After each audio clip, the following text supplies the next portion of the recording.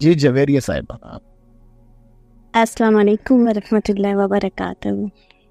جی وعلیکم السلام. کیسے ہیں سر؟ ٹھیک ہیں آپ؟ جی الحمدللہ احسان مالک کا. سر میرا کویشچن یہ ہے کہ جیسے کہتے ہیں کہ ہر انسان کے گرد ایک نور کا حالہ ہوتا ہے جسے اورا بھی کہتے ہیں.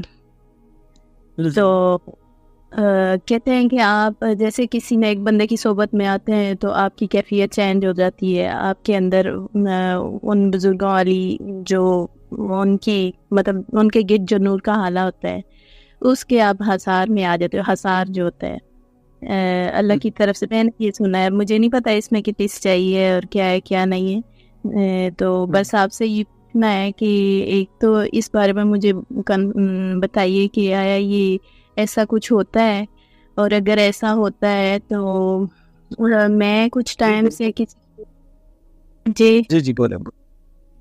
تو میں کچھ ٹائم سے میرے ساتھ ایک مسئلہ چل رہا ہے، وہ یہ کہ میں پہلے ماشاءاللہ نمازوں کی طرف مطلب اس دین کی طرف بہت زیادہ تھی اور بہت زیادہ خیال رکھتی تھی، لیکن اب کچھ ٹائم سے میں نے یہ محسوس کیا ہے کہ میری نمازوں میں نا وہ کوتاہی ہو رہی ہے اور بھی بہت سے معاملات میں. لیکن یہ ہے کہ میرا دھیان مسلسل رہتا ہے اللہ اور اس کے رسول کی طرف، اور لیکن پھر بھی مجھے ایک بے چینی لگی رہتی ہے کہ مطلب کیوں نہیں میں نماز پڑھ پا رہی، یا کہ کوئی نہ کوئی چھوٹی چھوٹی وجہ بن جاتی ہے، کچھ نہ کچھ ایسا ہوا رہتا ہے کہ بھی میں نماز نہیں پڑھ پاتی.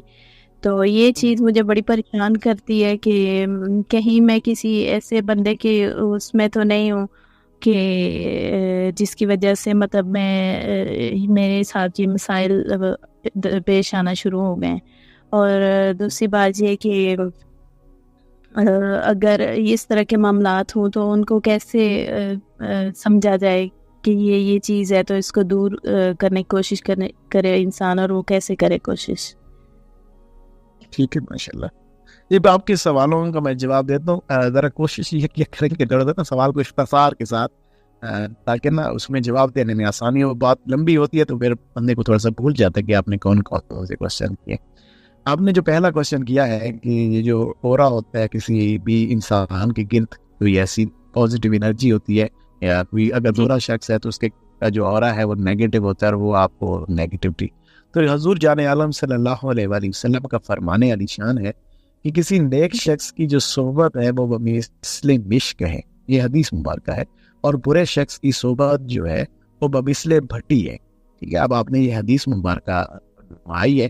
اب اس حدیث مبارکہ کو ایکسپلین خود سے کروں تو بھی میں الحمدللہ کر سکتا ہوں، لیکن میں کیونکہ بزرگوں کی صحبت جو ہے الحمدللہ میں، تو میں جو ہے نا میاں محمد بخش رحمۃ اللہ علیہ کی خوبصورت سی شاعری کے ساتھ اس کو آپ کو سمجھانا چاہوں گا. آپ فرماتے ہیں کہ بے درداں دی یاری ایویں جی وانگ دکان لوہارا، کپڑے بھاویں کنج کنج بئیے چھٹاں پہن ہزار. آپ فرماتے ہیں کہ جو برے لوگ ہیں جس کا حضور نے فرمایا کہ ان کی جو صحبت ہے مثل بھٹی ہے، تو آپ یہی فرما رہے ہیں کہ برے لوگوں کی صحبت مثل بھٹی ہے. وانگ دکان لوہارا، لوہار کی دکان ہے.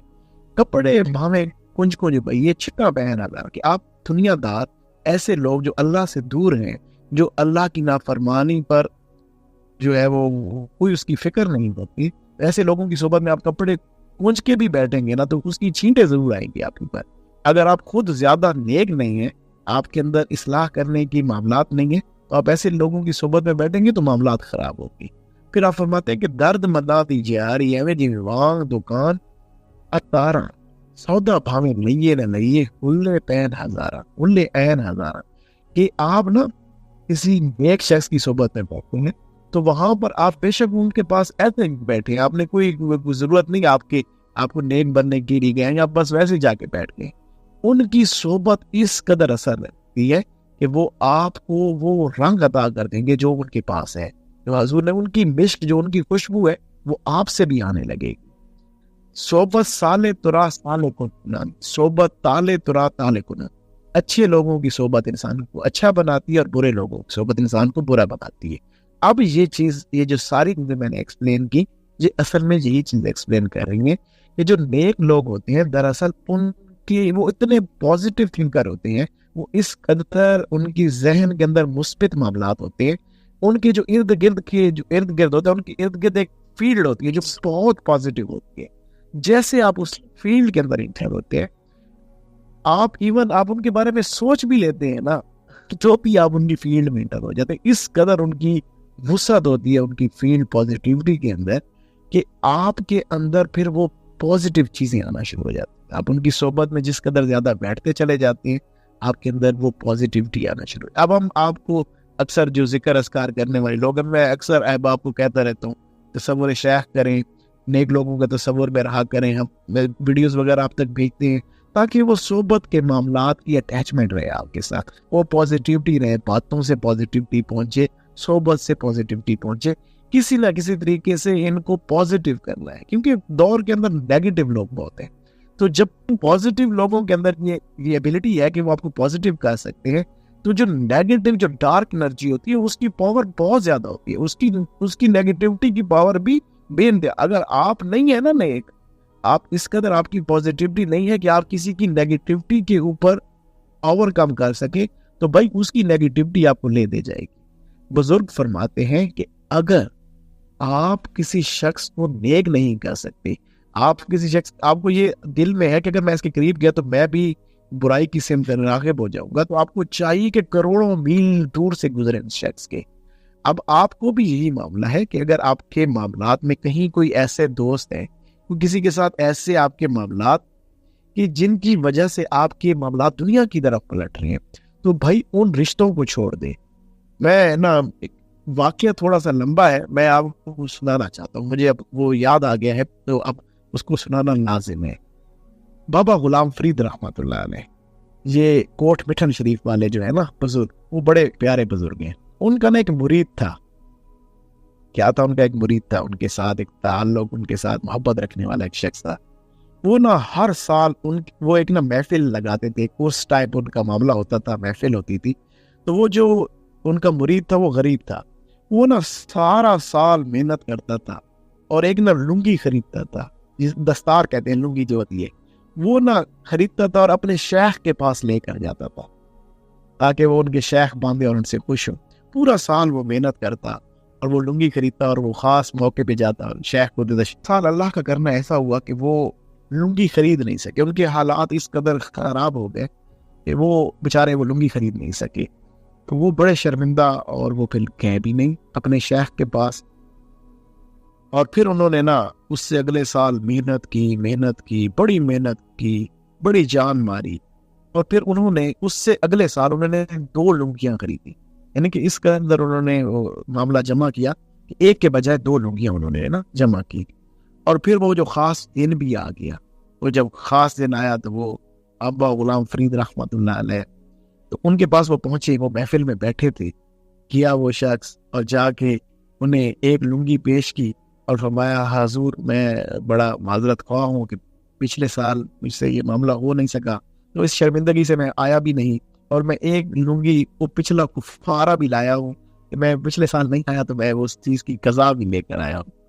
تو حضرت غلام فرید رحمۃ اللہ علیہ، آپ جو ہے آپ نے اپنے ایک اور مرید سے کہا کہ جاؤ آگ لے کر آؤ. کیا لے کر آؤ؟ آگ لے کر آؤ. وہ گئے، انہوں نے ایک آگ کا کوئی کسی چیز میں آگ جلائی، وہ لے کر آ گئے. جیسے ہی وہ آگ لے کر آئے تو آپ نے وہ دونوں لنگیاں اٹھائیں اور اس کو آگ میں پھینک دیا. جب انہوں نے آگ میں پھینکا تو وہ جو مرید تھا وہ رونے لگ گیا، کیونکہ اس نے 2 سال بڑی محنت کی تھی. انہوں نے فرمایا حضور میں شرمندہ ہوں، آپ اتنے ناراض ہو گئے میرے ایک دن کے یہ ایک دفعہ کی لنگی نہ لانے سے. میں نے بڑی محنت کی ہے حضور، آپ ناراض نہ ہو، میں آپ کا غلام، میں آپ کا تابعدار، مجھ سے غلطی ہو گئی ہے. آپ نے پھر اس جگہ پہ بڑے تاریخی جملے ارشاد فرمائے. آپ نے فرمایا اوے پاگل، اس شے نو بھالا یری یار نو یار تو جدا کرے. کیا فرمایا؟ اس شے نو بھالا یری یار نو یار تو جدا کرے، یعنی کہ اس چیز کو آگ لگا دو جو یار کو یار سے جدا کر دے.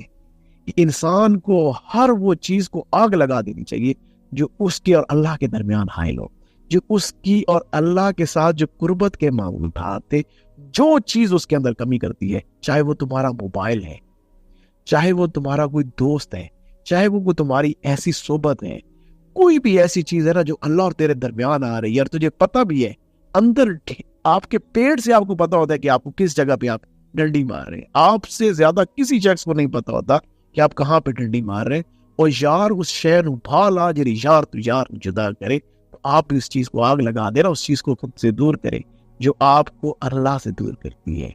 तो जब इंसान ये मामला कर देता है तो बड़ी खूबसूरती अल्लाह ताला अता फरमाता है, अल्लाह पाक बड़ा रंग देता है। आपको समझ आ गई मेरी बात माशाल्लाह से? जी जी, ये मैंने आपको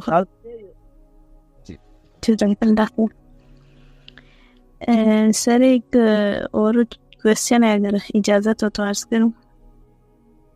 जी जी बोलिए, जरा इख्तिसार के साथ कीजिएगा क्योंकि बहुत सारे लोगों के क्वेश्चंस होते हैं, जरा जल्दी कीजिएगा और कोशिश करें कि रेलेवेंट क्वेश्चन पूछिएगा। कोशिश करूंगी इंशाल्लाह ताला। अच्छा, मेरा एक क्वेश्चन ये है कि जैसी रूहें होती है, कहते हैं कि जो रूह जिसके साथ रह के आई होती है उधर उसका खिंचाव महसूस होता है, या जो रूह है वो लतीफ होती है, उनको कुछ रूहें पहचान लेती हैं जो।